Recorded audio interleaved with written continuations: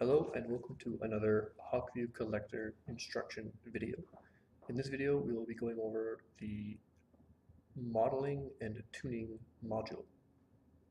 Before we begin, I'll just remind you that everything that we'll be talking about today is available in the Hawkview Collector instruction manual, which is accessible through the application in the Help menu. So we have the instruction manual open here.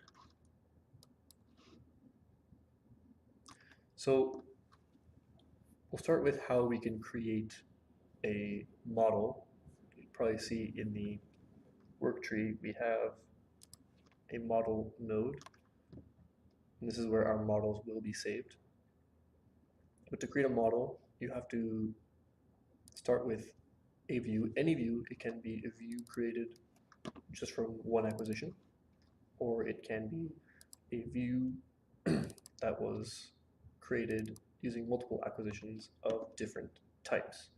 There's no restriction on what can be used to create your model. So open up a view, and then to create your model, you're going to go to the toolbar on top and click on the model identification button. And this opens the model identification window where you can configure your model. So you can see here we have the shape of your model, your trends to use as your bump and response, and then the details. In the shape, you have a drop-down menu, which gives you 5 different options: a simple gain, first order delay, second order delay, integrator, and integrator with first order lag. And you can see that as you change them, an example of what they look like, what their shape looks like, is displayed in this box.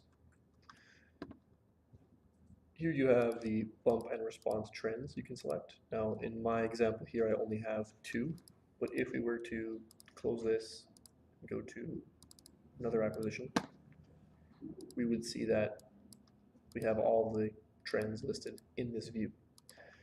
We also have a preview checkbox, which if we check, shows us only the 2 trends that we have selected. So we can perhaps select some others. Do preview, and it'll show us just where these 2 trends are. And this gives you a better idea of what trends you're actually selecting, just to clarify in case there's any issues with that. We'll go back to our example here, and we'll select these as our bump and response, and put in the name test model bump, so I'll leave simple gain. So I'll leave the simple gain as our bump and response here, and you can assign a node to it, which will be accessible through the model properties. And now it is generated for us the model with the bump on top and the response on bottom in a new tab. And you can see in the work tree, our model is listed under the models node. So what can we do with our models now? Well, the main purpose of these models is to be able to determine your tuning parameters for any response and bump pairs. So in our bump, you can see we have a bump occurring and a response. So let's add a pair by clicking on the Add Pair button. And I will just throw a pair down somewhere in the middle of the screen. And you can drag the anchors and position it. So it's position.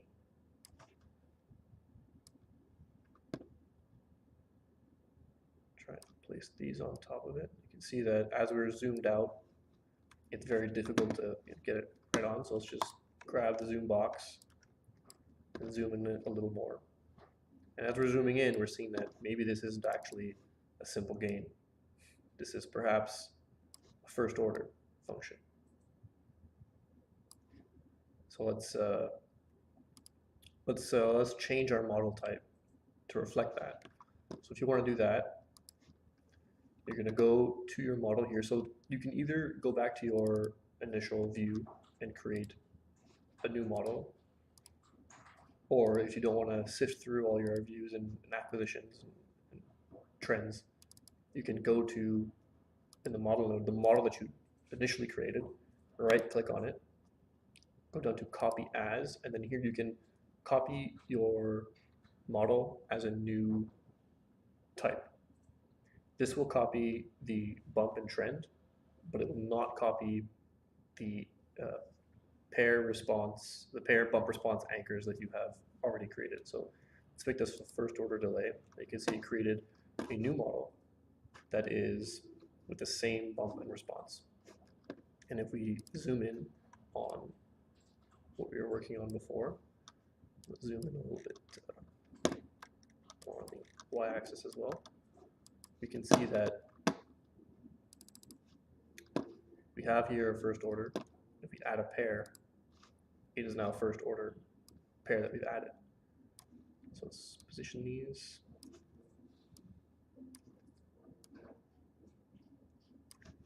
Zoom in just a little bit more to get a better idea. And there's really no limit to how much you can do this. You can keep zooming in to get it right on if you'd like. At one point you'll be seeing the points as opposed to the trend itself. So be aware of that. So now we have a pair positioned. Let's add another one. So if you click add pair again, now we have a second pair. You can see they're labeled 1, 2, and if we were to keep adding pairs, we would keep getting more and more with numbered pairs that we could add to this model. So let's add this one here.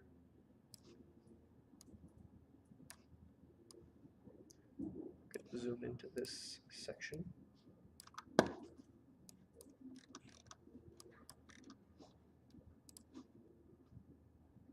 Position it now. This seems a little bit cluttered because my pairs are overlapping a little bit.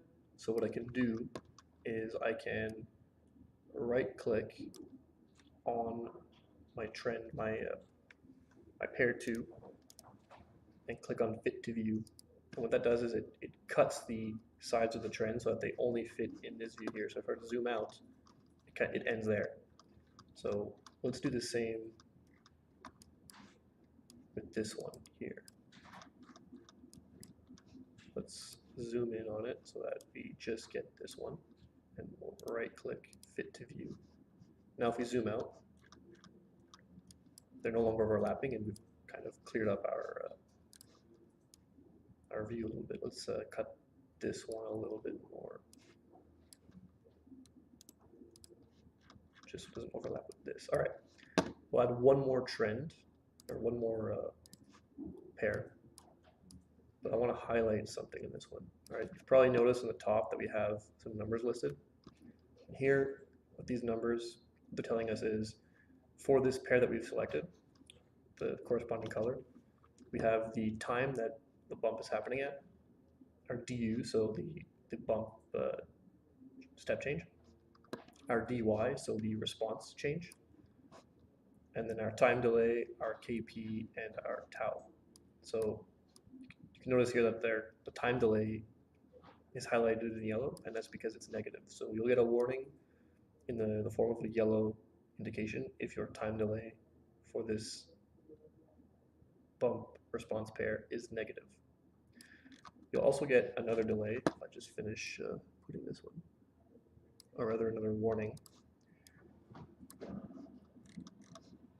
for your delay in your model properties.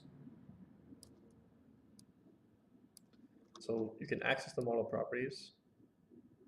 Good, we'll leave this as negative. Won't adjust it too much. So we'll just zoom out a little bit here so we can see a bit of the bigger picture. You know what, let's fit this to view. It's a bit nicer. So the model properties you got access to on the toolbar, properties, and that tells you the model type you selected, the name of your model. So we had named it test model simple gain, and then we copied it as a first order delay. So we can change this here if you'd like. Let's change this to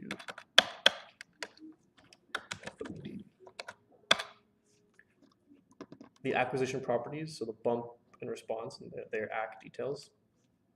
We also have the average values from our pairs calculated here, as well as each pair listed here. And another warning that says one or more pairs have a negative time delay. So if you have at least one negative time delay, you'll have a warning here, and you can sort through these and see, okay, well, which one is it?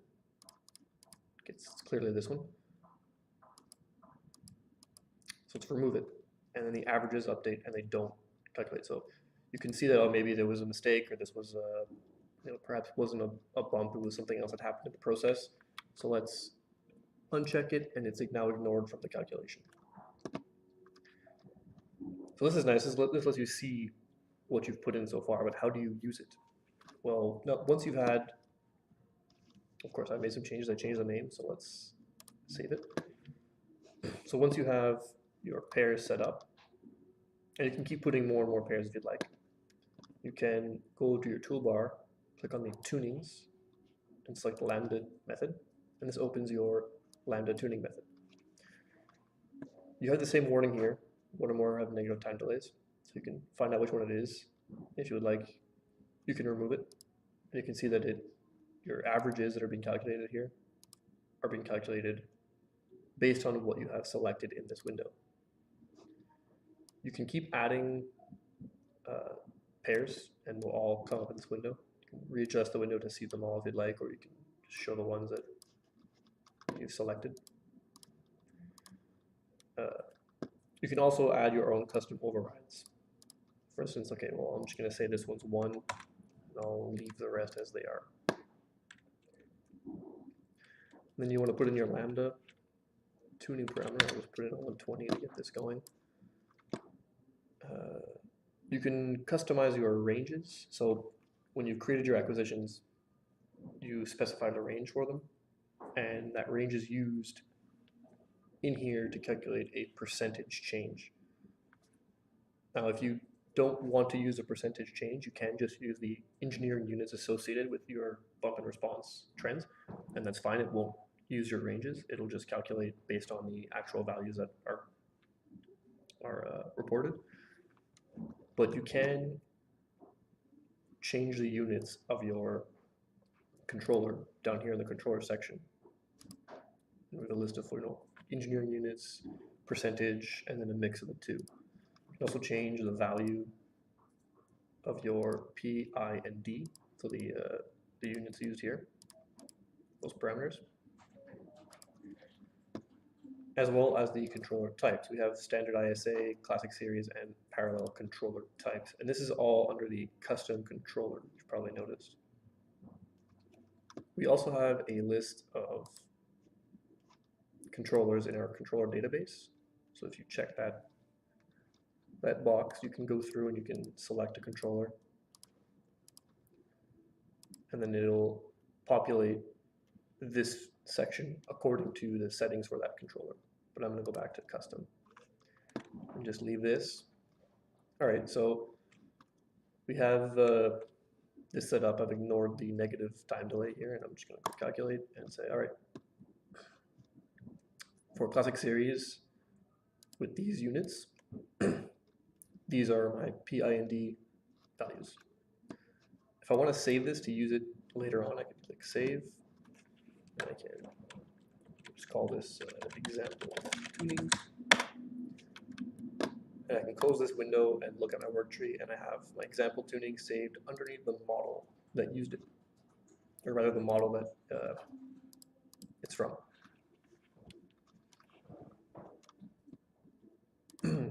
So one last thing, if I have a tuning and I want to see the model that's associated with, it is grouped with it, so it's pretty easy to find, but it's possible that you may have many tunings and you don't want to keep scrolling up and down. You can always right click, open the associated model, and that will open the viewer of your model. So you can see it. Similarly, from your model, if you want to see the bump response trends together, for instance, you may notice that there's something funky, and you want to take a look and throw in an extra trend to compare, and pretty much manipulate it as if it were a view. So you can right click on your model and click on Open the Associated View, and that will create a new view with the same name as your model with your bump and response trends in them. And then you can manipulate this as if it were any other view. You can edit the view and add more trends to it. We can see that we now have an additional trend in our viewer. And then of course, you can close this. It's not saved. It's just temporary view. You can choose to save it if you'd like, but basically you're back to having a view that you can manipulate however you'd like. And that is it for how to create models and tunings using acquisitions in Hawkview Collector. Hope this video was helpful, and thanks for watching.